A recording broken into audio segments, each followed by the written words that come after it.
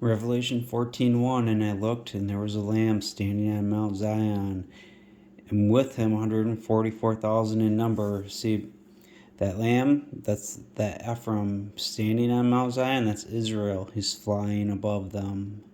And actually, I think him right there should actually be them, because you get a picture painted later where you see the Son of Man on the cloud, and there's a couple, a few angels that come out, or messengers, and it goes back to Genesis, which I'll get to that later. But I believe he's telling you about that lamb returning down, and then like when he resurrects the two witnesses, because they were gonna put a seal on the elect, for the gathering, and so. And having his own name, that's that new name giving, and the name of his Father written on their foreheads. Revelation 2:17, he who has an ear, let him hear what the Spirit says to the ecclesia group. To him who comes off victorious, I will give him the right to eat hidden manna, and I will give him a white pebble. A white pebble, that's like a stone, a white stone. And on the stone, a new name is written that nobody will know except he who receives it. It's necessary to go back to Genesis to understand Revelation. And he came to a certain place and stayed there because the sun had set. This is Genesis 28:11. And he took one stone from among the stones of that place and put it for his pillow and laid his head down at that place to sleep. And he dreamed, and what should he see? But a ladder was set up on the ground, and the top of it reached the heavens. And there were the messengers of Elohim ascending and descending on it. And there Yahweh was standing above it. And he said, I am Yahweh Elohim of your father Abraham and Elohim of Isaac. And this is Jacob's dream. And now I'll show you what it looks like in the concordance, but I'm thinking it should probably maybe say the messengers of Elohim ascending and descending from it, because it's speaking of that house of Elohim, which you see in verse 17. This is none other than the house of Elohim, because he's speaking about the Yahweh seeing above it, and they're ascending from it, because of it, because this is a picture of the resurrection at the end. They really don't give you much information at all on that word, though, like it's translated on it, but so from here, he's given him a promise to Jacob, the land on which you're lying, because, in Job 33, it says he instructs men in their dreams in a vision. So he's being instructed here. And I'm positive too, because he says this is the house of Elohim and all that. When he later wrestles with that messenger of Elohim, and he says, give me a blessing, it's because it's the same one he saw in this dream. And he ends up saying to Joseph in Genesis 48, El Shaddai appeared to me, and then he ends up telling him later that I saw your seed. But the land in which you're lying I will give to you and to your seed, and to your seed will be as the dust of the earth, and you will spread out to the west and to the east and to the north and to the south. So it's about that scattering. And in you and in your seed, all the families of the earth will be blessed. Because, they're going to end up being gathered back to that land that he's given to them. And see, now I am with you, and I will protect you in all the places you might go, and I will bring you back into this land. See, and him saying that, he's appearing as that El Shaddai. But for I will not forsake you until I have surely done what I have promised to you. And if you read Exodus 6, it talks about I am the Yahweh, the Elohim of Abraham, Isaac, and Jacob, and I appeared to him as El Shaddai. I was not known by my name Yahweh. So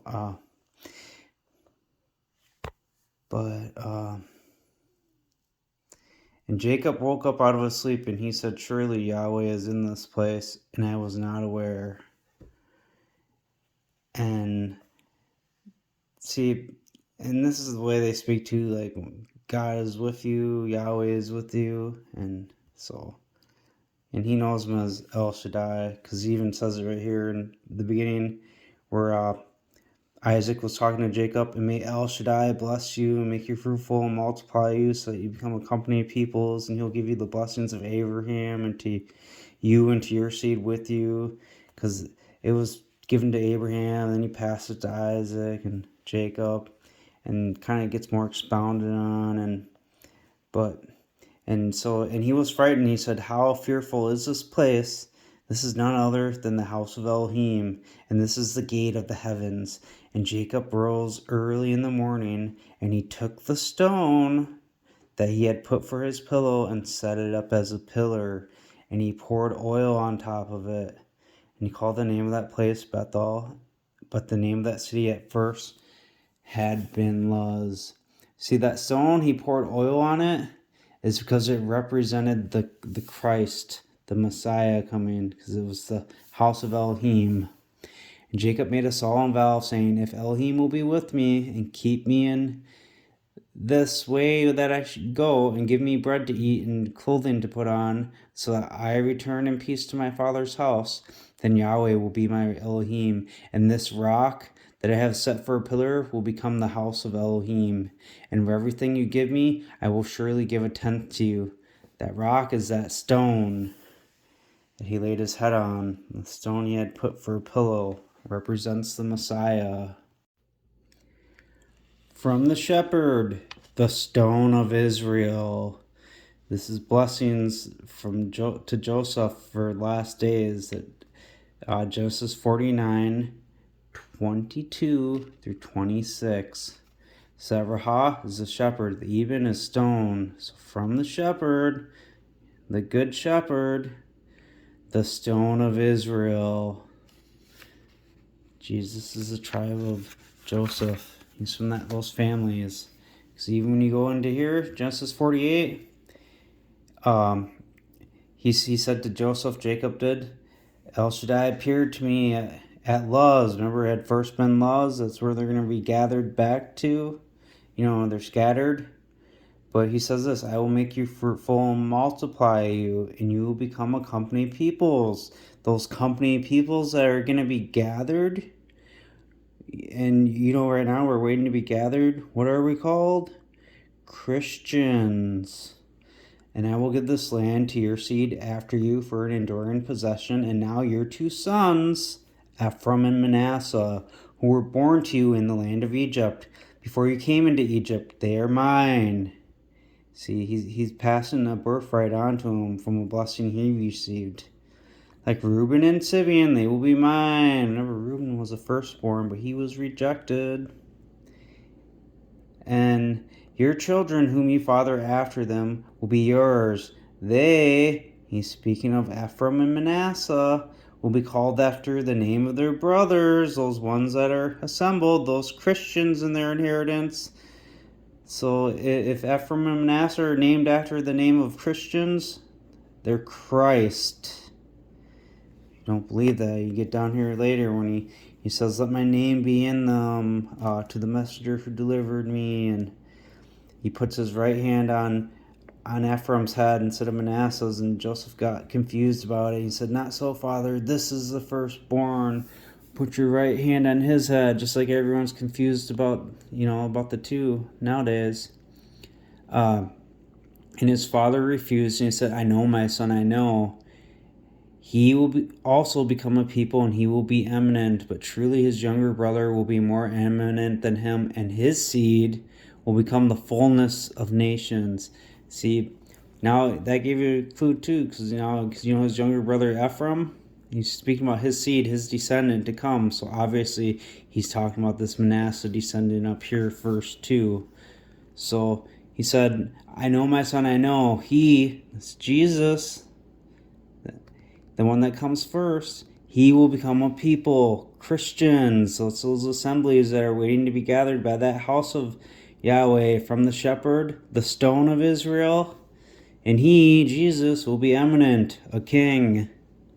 But truly his younger brother, that Ephraim descended to come later, will be more eminent than him, and his descendant will become the fullness of nations. So will he make you as Ephraim and Manasseh? And he set Ephraim before Manasseh. But now, like you said up here, I have not sought to see your face, but look, Elohim has shown me your seed. And that's that messenger he's talking about in verse 16 who delivered him, because he's seen future prophecy, and he gave it because he gets instructed in dreams. And like he says in Genesis 49, Jacob called his sons, gather yourselves together so that I can tell you what will befall you the last days. Reuben, my firstborn, my might and beginning of strength, the highest in dignity and highest in power, flowing away like water, you will not excel because you went up to the bed of your father, and you defiled it. That's because, he ends up giving the birthright to Manasseh and Ephraim. Manasseh coming first, but then it's passed to Ephraim at some point. So here's what Jesus said in John 1:51. Truly, truly, I say to you, after this time you'll see the sky opened and the messengers of God ascending and descending over the Son of Man. You think they're ascending because they're resurrected. And that descending, that's when that harvest is happening. So, and I heard a voice out of heaven like the sound of many waters. Look, that takes you back to Revelation 1 when John heard the voice behind him. In verse 15, his voice like the sound of many waters, holding in his right hand 7 stars. That's those 7 ecclesia groups. It's his power and authority. It's that Lamb. And the sound I heard was like a harpist strumming his harp. It could be there, whatever, but because speaking off of hearing the voice, the sound of many waters, but if you go back to chapter 1, it's that Lamb. His voice is like the sound of many waters. So that harp and the harpist, it's letting you know, like, he's, of the house of David, because the harp. Because didn't David play the harp? And they sang a new kind of song in the sight of the throne, and in the sight of the 4 living creatures, and the eldermen, and nobody was able to learn the song except the 144,000. Now I wonder if this is kind of a clue, if you continue to read through this chapter, could those 4 living creatures be the Manasseh descendant, Jesus, the Ephraim descendant, and the 2 witnesses? And then still kind of figuring out the elderman. Maybe it's, the elderman's likely the dead rise or resurrected first, whatever. And then the 144,000 are from this time period. Maybe that's what that is, because obviously there's more than 144,000 in total, because there ends up being a great number that they didn't count. That's got to be the men from the times past. So those redeemed from the earth, these are those who are not defiled with women because they are virgins. And it makes me think the 5 wise and 5 foolish virgins, and the foolish ones, they go to those who buy and sell the churches. So they're, defiled with the women. But these are those who follow the Lamb wherever he goes. These were redeemed by Jesus from among men, a first fruit to God and to the Lamb. So you got 2 of them, because Jesus spilt his blood, and he gave blood to the Ephraim to drink for atonement of the assembly. See Leviticus 10. It shows you in a type and shadow of that, taking the sacrifice made by fire, the burnt offering, and eating it. And no falsehood was found in their mouth, and they are blameless. And I saw a messenger flying at the high point in the sky, having the Ionian gospel to announce to those living on earth and to every nation, tribe, language, and people, saying in a loud voice, revere the Lord and give preeminence to him, for the hour of his judgment has come, and worship him who created the heavens and the earth and the sea and the springs of water. See, I've seen this too, where it shows it as, saying God. So, and maybe that might be the one, because it's saying, give preeminence to him that, created the heaven and earth. And this first messenger, I would guess that's flying up there, is that Ephraim one that flies. It goes to that Genesis 28. You're getting that picture here and throughout. And when you get up to chapter 19, it shows and I saw a messenger standing in the sun. He called out with a loud voice, saying to all those birds to be calm there, flying at a high point in the sky, because he's standing in the sun, because he's flying. And he's that messenger here flying at the high point in the sky. It's that same picture of that Revelation 19 where they're going to come down to the slaughter and the harvest. And a second messenger followed. Remember the messengers of Elohim ascending and descending, I say, from the temple. And you'll kind of get why. I'll get into that. But and Yahweh was at the top of the ladder from that dream. Oh, this is the house of Yahweh. And he poured oil on that stone. It represented the Christ. And of Joseph from the shepherd, the stone of Israel. But saying, Babylon the Great has fallen. She made all the nations drink from the wine of the boiling anger of her fornication. So, we got that image of the beast from chapter 13. I talked about it in the last video I did. Because that second beast, he has two horns like a lamb, which they're the twins. And one of the heads was struck to death, and he healed it, but it's a fake healing, because then that one that had a mouth like a lion, now all of a sudden a mouth is given to him, because it's his twin, and he spoke like a dragon, and the dragon gave him authority. And that's that woman sitting on the water, that one speaking like a dragon is out of that Judahite from Jerusalem. He's out of them. That's why he's speaking like a dragon. So he probably prays over him. Then that fire comes down, descends from heaven, which is, probably like a dove in bodily form. Kind of, like a little mockery of the baptism of Jesus.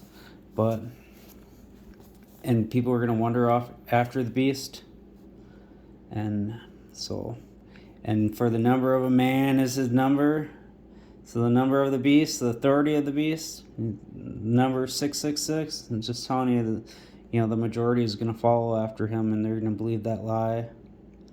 But, and another messenger, a third. So you got the three. So that first one, because look, he followed because they were following the Lamb. He's that one at the high point, and you got the two witnesses. So the third one followed him, saying with a loud voice, if anybody reveres the beast in his image and receives a mark in his forehead or on his hand, then he will drink from the wine of the boiling anger of God, which is poured undiluted into the cup of his indignation, and he will be tormented with interrogation in fire and brimstone in the sight of the appointed messengers and in the sight of the Lamb. And the smoke of their torture will ascend throughout the durations of the eon. Now you get to Isaiah 34, and you get the hosts of heavens will be dissolved, and the heavens will be rolled together like a scroll, and their hosts will fall. So it's like the picture we see right here in Revelation 6, when one of the seals is loosened, and I watched the sixth seal, and there came a mighty earthquake, and the sun turned black like sackcloth of hair, the entire moon turned like blood, and the stars fell to the earth like a fig tree shaken by a strong wind, shedding its untimely figs. And the sky was parted and rolled up like a scroll, and every mountain and island were moved out of their place. And those kings, on the earth, they were saying, hiding in the rocks, and they were saying, fall on us, hide us from the face of him sitting on the throne, from the anger of the Lamb, because the terrible day of his anger has come, and who is able to stand? And this is at that same picture we're seeing Revelation 14 at that point, and right here in Isaiah 34, because the heavens, the hosts of the heavens being dissolved, it's like those stars falling and stuff, because all their hosts will fall, like the drooping from a fig tree. So, and he talks about having a sacrifice in Basra with those two witnesses, because he comes and tells them to come up here, and that wild oxen will come with them. It's those two witnesses, and bullocks and bulls, and you can take that to Deuteronomy 33, and I will show you that, but they come down here, right? its streams will be turned into a pitch, and its dust into brimstone, and its land will become a burning pitch, and it will not be quenched night or day, and its smoke will go up throughout the eon from generation to generation. It will lie waste. So, and it talks about, destroying all of them and their rulers. This is that war coming. It's the same thing with the smoke of their torment in Rev 14.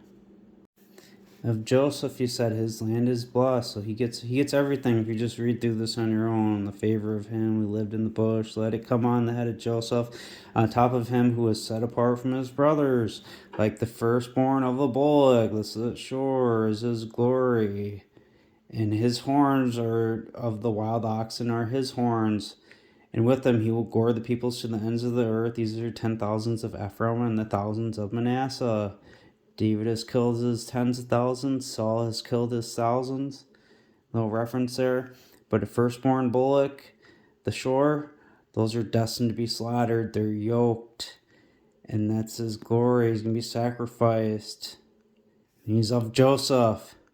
But then you get a transformation, because now he's got horns, like in the horns of a wild oxen, which those are an animal they're about twice as big as a shore, and they're a lot more powerful and majestic, and nobody puts a yoke on them. And so the horns of one of them, that's like his crown. And then you see there's like a gathering, because there's thousands around with him, and he's going to gore the ends of the earth. Look, and he will be tormented with interrogation and fire and brimstone in the sight of the appointed messengers, and in the sight of the Lamb, and the smoke of their torture will ascend throughout the durations of the eon. And those revering the beast in his image, that's that counterfeit one that's going to descend out of the sky. Versus, if you knew Matthew 24, where the carcasses in that place, the eagle will be assembled. Just like Jeremiah 48:40 says, and he will fly over Moab with wings, and like an eagle, and he'll spread his wings over Moab. And so, in those revering the beast in his image, if anybody should receive the mark of his name, they have no rest day and night. And this is the endurance of the set apart people, those keeping the commandments of God and the faith of Jesus. Faith of Jesus. He taught about this coming one too in Matthew 24 and in other places. He spoke about him, the one he would authorize to you.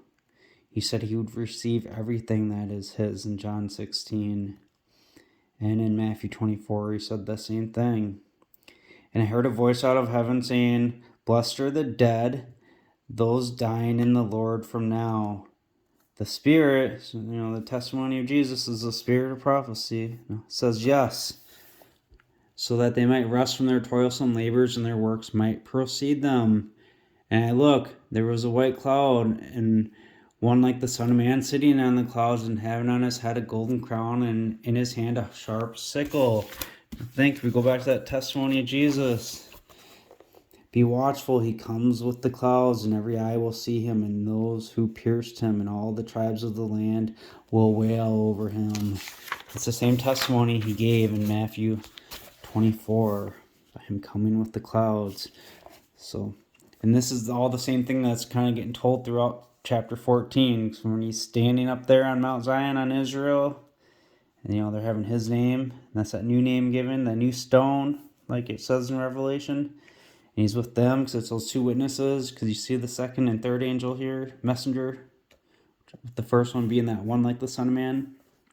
So he's got a sharp sickle, and another angel came out of the sanctuary, calling with a loud voice to the one sitting on the cloud, "Swing in your sickle, for the hour for reaping has come, and for the harvest of the earth has dried up."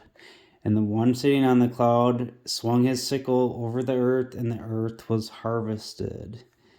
And look, and that's one of the witnesses that came out to him, that said that to him. And then another messenger came out of the sanctuary.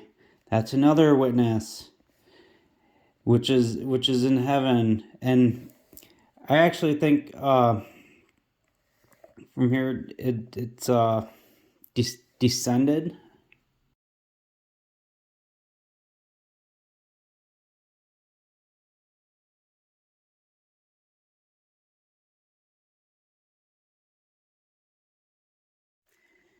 So you can see how this could be, and another messenger descended from the sanctuary which is in heaven, he also having a sharp sickle. And those words I showed you, it also applies up here in verse 15. And another messenger descended from the sanctuary. So you see that Genesis 28 picture then I was showing you how the messengers of Elohim ascended and descended from it. You know, Yahweh was on the top of the ladder. That dream was a dream of the harvest at the end, because he tells them about them being in all the north, south, east, west, that, you know, Jacob was in his land and he's going to bring them back to the land. And so it was pointing to this right here. And also that sharp sickle, remember, Jacob told you what would befall you in the last days in Genesis 49. Verse 16, Dan will judge his people as one of the scepters of Israel. Dan will be a snake by the wayside, a horned adder in the path that bites the horse's heel, so that the rider will fall backwards. I have waited for your salvation, Yahweh. So he's an adder to the path, because that way is, you know, what they're preaching and proclaiming when they come as the two witnesses. One of those scepters, that's those sharp sickles, that's the sticks, the two sticks being united here. The word of Yahweh came to me again, in addition, son of Adam. And remember, Jeremiah 8:8, look, the lying pen of the scribes has certainly worked deceit. And in that same chapter, it speaks of Judah and them not being gathered, and they will all choose death. So take one stick and write on it, for Dan, because these sticks are the scepters or the sharp sickles we see. So for Dan and for the sons of Israel, his companions, then take another stick and write on it, for Joseph, the stick of Ephraim, and for all the sons of Israel and his companion, and join them to each other into one stick, and they will become one in your hand. So, and this is all about that gathering, because even just before that, it's talking about him speaking to the dry bones, and talks about, look, and Adonai Yahweh says this, come from the four winds, O breath, and blow on these dead, so that they might live. And look, Revelation 7, we see standing on the four corners, holding the four winds, those four messengers. And it's, you know, another one, a messenger ascended, saying not to injure the earth or the sea or the land or trees until they sealed the servants of the living God on their forehead. See, the sealing is going to happen during the two witnesses prophesying, you know, during that 1260 days that the male child is away up in heaven until he returns. Then that breath will blow on the bodies to resurrect them. So we see pretty clearly this is definitely speaking of that resurrection part, where they're joining together to swing in his sickle, and those two other messengers, those two witnesses, so they're descending from the temple, that picture Genesis 28. And then another messenger came from the altar having authority over the fire. That fire, think of what Obadiah said, Israel a fire, Joseph a flame. And he called for a loud shout to him, having the sharp sickle, swing in your sharp sickle and harvest the grapes of the vine of the earth, because its grapes have become fully ripened. And the messenger, that's that Ephraim, that son of man on the cloud, because the two sticks, they joined together to be one from his hand. And the messenger swung on the sickle into the earth, and he gathered the vineyard of the earth, and he threw it into the vast winepress of the boiling anger of God. Those tears, and the winepress was trampled outside the city, and blood oozed out of the winepress as high as the bridle of horses, from the distance of 1,600 stadium lengths. And that another angel messenger coming out of the altar, that's Jesus. Look, so you see in Obadiah 1:18, the house of Jacob will be a fire, house of Joseph a flame, house of Esau will be straw, and they'll be burned up. And then you get to Isaiah 10:17. So, and that's the word for the light of Israel. And then The Kodesh is that holy one of Israel, the set apart one. So the light of Israel will be for a fire, and its holy one for a flame. Joseph a flame. That Israel, house of Israel being a fire. Remember, Jesus said, I had not come except for the lost sheep of the house of Israel. The one having authority over the fire, the house of Israel, is that light of Israel. Remember, Jesus is that lamp, that light of the world.